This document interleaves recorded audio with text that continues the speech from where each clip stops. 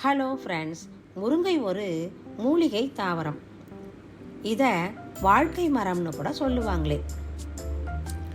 இதன் இலைகள், காய்கள், பூக்கள், விதைகள், ஏன் வேர்கள் கூட நமக்கு பயன் கொடுக்குமே. நம்ம வீட்லேயே க்ரோ பேக் இல்லை பிளாஸ்டிக் பக்கெட்டை யூஸ் பண்ணி முருங்கை செடி வளர்க்குறது எப்படின்னு இந்த வீடியோவில் பார்க்கலாம் ஃப்ரெண்ட்ஸ். நர்சரியில் இந்த மாதிரி பிளாஸ்டிக் கவரில் விதைகள் கிடைக்குமே.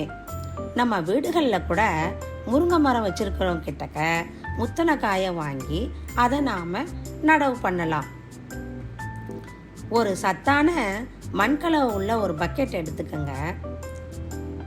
அதில் இந்த விதைகளை ஊனி வச்சிடுங்க. நாம் தண்ணி விட்டுக்கிட்டே வந்தோம்னா ஒரு வாரத்தில் முளைவிட ஆரம்பிச்சிடும். இந்த முருங்கை செடி மட்டும் ஃப்ரெண்ட்ஸ் பெரிய சைஸு க்ரோ பேக் இல்லை, பெரிய பக்கெட்டில் தான் வளர்க்கணுமே. இது முளைவிட ஆரம்பித்தா வேகமாக வளர ஆரம்பிச்சிடும் ஃப்ரெண்ட்ஸ். வாரத்துக்கு ஒரு முறை அரிசி உளுந்து கழுவுன தண்ணியை ஊற்றிக்கிட்டே வரணும். ஒரு 4 அடி வளர்ந்ததுக்கப்புறம் மேலே உள்ளதை கட் பண்ணணும். இதை கட் பண்ணும்போது கிராஸாக தான் கட் பண்ணணும் ஃப்ரெண்ட்ஸ்.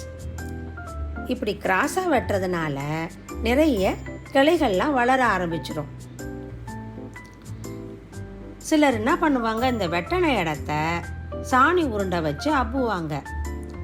அப்படி சாணி உருண்டை கிடைக்கலன்னா கத்தாழை ஜெல் வச்சு அப்பலாமே. இப்படி கட் பண்ணுறதுனால காயும் அதிகமாக காய்க்கும், கீரையும் அதிகமாக கிடைக்குமே.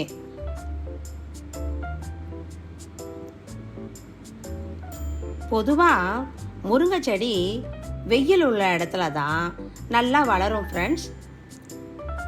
அதனால் நல்ல வெயில் படுற இடத்துல தான் இந்த முருங்கை செடியை வளர்க்கணும்.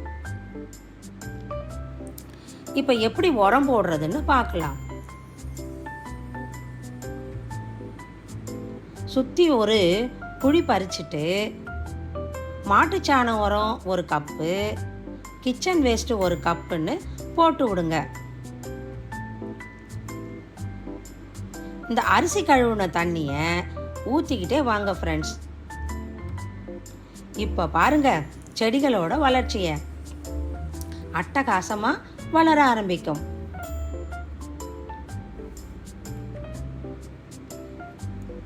இந்த முருங்கைக்கீரை கர்ப்பிணிகளுக்கு தேவையான கால்சியம், அயன், விட்டமின் இதெல்லாம் கொடுக்குது ஃப்ரெண்ட்ஸ்.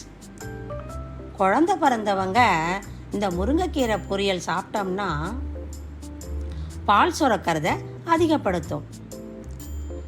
ஆஸ்துமா, மார்ச்சளி போன்ற சுவாச கோளாறுகளுக்கு இந்த முருங்கை இலை சூப்பு ரொம்பவும் நல்லது. இதில் நார்ச்சத்து அதிகமாக இருக்கிறதுனால செரிமான ஆரோக்கியத்தை மேம்படுத்துமே. பிளட் ப்ரெஷரையும் இது கட்டுப்படுத்தும். இப்போ எங்கள் தோட்டத்தில் காய்ச்ச முருங்கைக்காயை பாருங்க, எவ்வளவு நீளமாக இருக்கு. அதுவும் சின்ன செடியில் சடையாக காய்ச்சி தொங்கும் ஃப்ரெண்ட்ஸ்.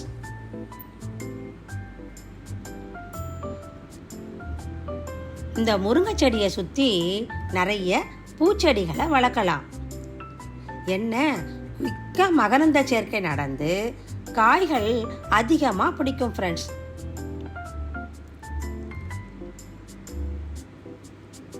இந்த முருங்கை மரத்தோட இலைகள், பூக்கள், காய்கள் என எல்லாமே மருத்துவ குணம் கொண்டது. இதை நாம் டெய்லி எந்த விதத்துலையாவது நம்முடைய உணவில் சேர்த்துக்கிட்டோம்னா நோய் எதிர்ப்பு சக்தி அதிகமாகும் ஃப்ரெண்ட்ஸ்.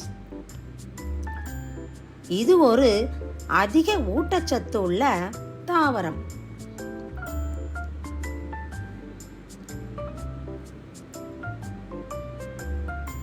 இந்த முறையை ஃபாலோ பண்ணி நீங்களும் மாடி தோட்டத்தில் முருங்கை செடியை வளர்க்க ஆரம்பிங்க.